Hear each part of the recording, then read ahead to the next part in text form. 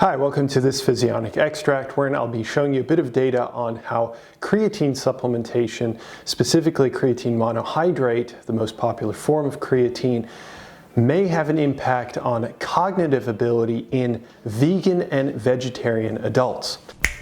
Learn Your Body, a science-based education. Now, this particular research comes out of a small paper that I dissected, and I've got a bunch of notes written in far more detail than what I'm going to go over in this particular piece of content, so I certainly encourage that you check out those notes that are linked to this piece of content as well as the study itself so that you can go through it yourself. Now, with that out of the way, some basic background is that they had 45 participants. All of them were vegetarian or vegan, and they were young adults. And those individuals were split between a placebo group and a creatine supplementation group. The creatine supplementation group and the placebo group consumed 5 grams of a pill form of whatever substance they were supposed to consume, placebo or creatine.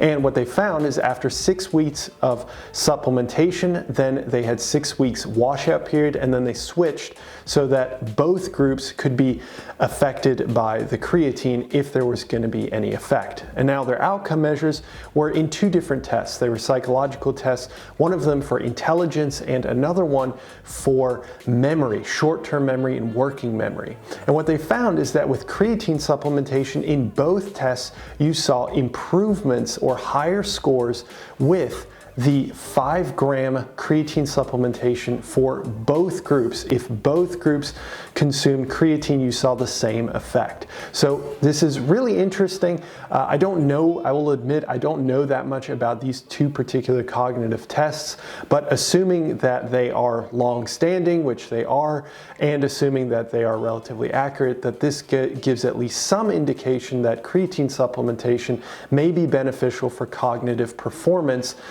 for individuals who are vegan and vegetarian. Although, as an added note, the authors also mentioned that an individual who does not consume large amounts of protein may also benefit from creatine supplementation in this regard, because creatine is actually also endogenously created by our body. So if we consume sufficient amounts of protein, then our body presumably would be able to synthesize enough creatine to then distribute to all our cells, especially in this particular instance to our neurons. And they also mentioned that there's something called the creatine cycle, wherein neurons or brain cells will actually share the creatine between them. So in that regard, that may be another mechanism by which creatine may not be all that useful if you're consuming enough protein. But we don't have any actual data on that. So based off this paper, what we can actually say is that creatine does seem to help in cognitive performance.